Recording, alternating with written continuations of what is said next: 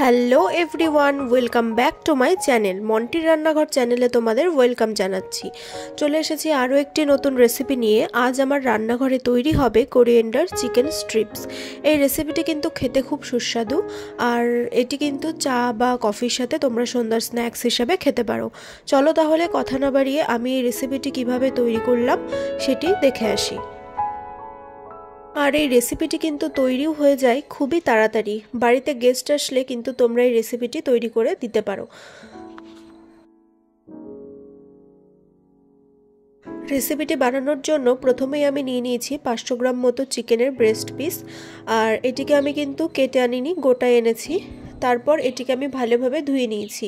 এবার এটিকে স্ট্রিপের মতো করে কাট করব। দেখবে চিকেনের এই ব্রেস্ট পিসের যেদিকে একটা দাগ চলে যাচ্ছে বা যে বরাবর দাগটা যাচ্ছে সেই হিসাবেই কিন্তু এটিকে কাট করবে না, তার অপোজিট দিক দিয়ে কিন্তু এটিকে কাট করবে। যদি তোমরা অপোজিট দিক দিয়ে কাট করো তাহলে কিন্তু এটি খুব সফট হয় খেতে।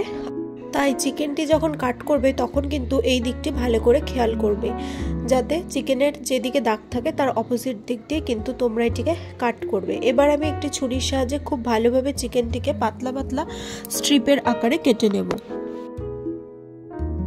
দেখো যে প্রসেসে আমি এই স্ট্রিপগুলোকে কাটছি, এই একই প্রসেসেই আমি কিন্তু গোটা ব্রেস্ট পিসটাকে কেটে নেব।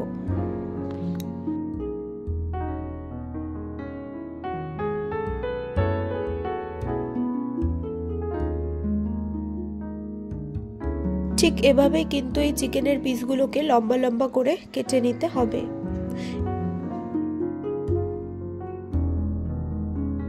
সব চিকেনের পিস আমি একটি বাটির মধ্যে নিয়ে নিয়েছি, আর এটিকে আরও একবার আমি খুব ভালোভাবে কিন্তু ধুয়ে নিয়েছি। এবার এটিকে ম্যারিনেট করার পালা। আর দেখো আমি ঠিক এরকম সাইজের কিন্তু স্ট্রিপগুলোকে রেখেছি। চলো এবার এটিকে ম্যারিনেট করি। তার জন্য আমি এর মধ্যে দিয়ে দেবো 1 টেবিল স্পুন মতো গোলমরিচের গুঁড়ো, দিয়ে দেবো হাফ টিস্পুন মতো গরম মশলা গুঁড়ো, আর দিয়ে দেবো স্বাদ অনুযায়ী নুন। এখানে আমি হাফ টিস্পুন মতো নুন দিয়েছি। এবার এর মধ্যে দিয়ে দেব একটা লেবুর অর্ধেক অংশের রস, একটা লেবুর অর্ধেক অংশ যেটুকু রস বেরোয়, প্রায় ধরো 1 টেবিল স্পুন মতো রস আমি কিন্তু এর মধ্যে দিয়ে দেব। তারপর এটিকে কিন্তু খুব ভালোভাবে মাখিয়ে নিতে হবে আর ম্যারিনেট করে রাখতে হবে। এটিকে যতক্ষণ অবধি তোমরা ম্যারিনেট করে রাখতে পারবে ততই কিন্তু স্ট্রিপগুলো খেতে সফট হবে। তো চলো খুব ভালোভাবে মেখে নিই। তারপর এটিকে আমরা 1 ঘন্টার জন্য ম্যারিনেট করে ঢাকা দিয়ে রেখে দেব। এটা তোমরা চাইলে আরও বেশি রাখতে পারো, যত রাখবে ততই কিন্তু এটি সফট হবে। আর এদিকে আমি দেখো নিয়ে নিয়েছি 1 টেবিল স্পুন মতো রসুন, 1 ইঞ্চের মতো আদা, আর 6 থেকে 7টা মতো কাঁচা লঙ্কা, আর নিয়ে নিয়েছি 1 আটি মতো ধনে পাতা, যেটিকে আমি খুব ভালোভাবে দুভাগ করে নিয়েছি। এবার এই পুরো জিনিসটাকে কিন্তু পেস্ট করে নেব। এদিকে 1 ঘন্টা হয়ে গেছে, আমি চিকেনটা বের করে নিয়েছি। আর এই যে ধনে পাতার পেস্টটা, সেটা আমি কিন্তু এবার এর মধ্যে দিয়ে দেব। আর দিয়ে দেব 1 টেবিল স্পুন মতো পেঁয়াজের রস, পেঁয়াজটিকে আমি গ্রেট করে নিয়েছি। এবার এই রসটুকুই কিন্তু আমি এর মধ্যে দিব, পেঁয়াজের দানাগুলোকে কিন্তু আমি দেব না।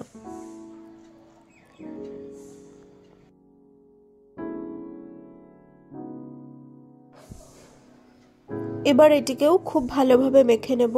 আর এটিকে মাখানোর পর 2 ঘন্টা মতো কিন্তু এটিকে রেখে দেব।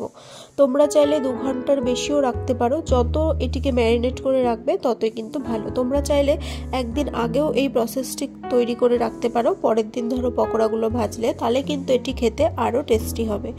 তো খুব ভালোভাবে এটিকে মেখে নেব। তারপর এটিকে ঢাকা দিয়ে 2 ঘন্টার মতো রেখে দেব।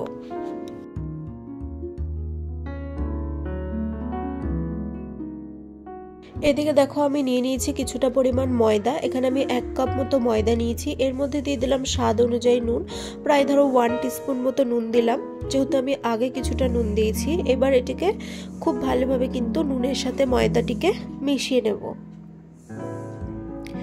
2 ঘন্টা পরে আমার চিকেনটিও কিন্তু ম্যারিনেট ভালোভাবে হয়ে গেছে। এবার এক একটা করে চিকেনের পিস নেব আর এই ময়দার মধ্যে ভালোভাবে কোট করে নেব।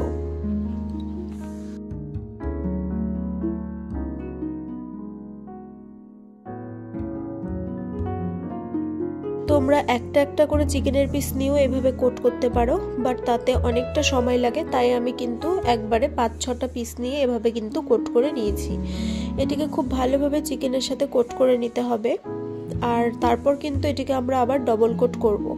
তো সবগুলো চিকেনই ভালোভাবে ঝেড়ে ঝেড়ে ময়দার সাথে কোট করে নেব।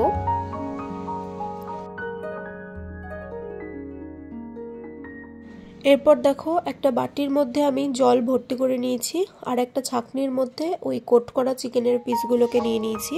এবার এই জলের মধ্যে রেখে কোট করা চিকেনগুলোকে কিছুক্ষণ রাখবো, মানে কয়েক সেকেন্ডের মতো, তাতে কিন্তু এক্সট্রা যে ময়দা সেটি কিন্তু বেরিয়ে যাবে।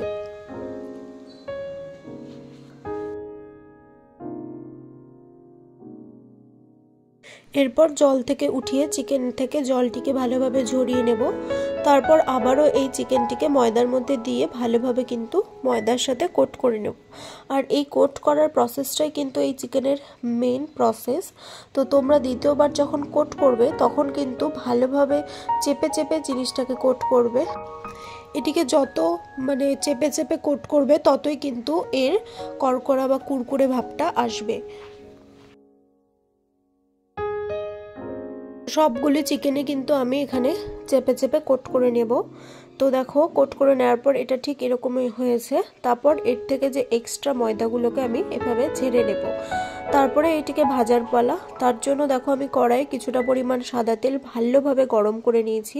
এবার গ্যাসের ফ্লেমটিকে মিডিয়ামে রেখে আমি কিন্তু এক এক করে এই চিকেনের স্ট্রিপগুলোকে এর মধ্যে দিয়ে দেবো এবং বাদামি করে ভেজে নেব। তো মিডিয়াম আঁচেই কিন্তু এটিকে ভাজতে হবে, হাই ফ্লেমে ভাজবে না, তাহলে চিকেনগুলো কিন্তু ভেতর থেকে কাঁচাই থেকে যাবে। তো গোল্ডেন ব্রাউন করে আমি এটিকে ভেজে তারপর কিন্তু পরিবেশন করব।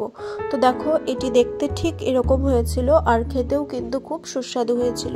ভেতরে ছিল ধনেপাতার একটা ফ্লেভার আর ওপরটা ছিল ক্রাঞ্চি।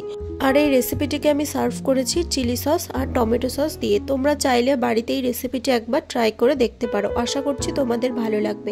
আমার এই রেসিপিটি যদি তোমাদের ভালো লাগে অবশ্যই ভিডিওটি লাইক করবে, শেয়ার করবে এবং চ্যানেলটিকে সাবস্ক্রাইব করে পাশে থাকবে।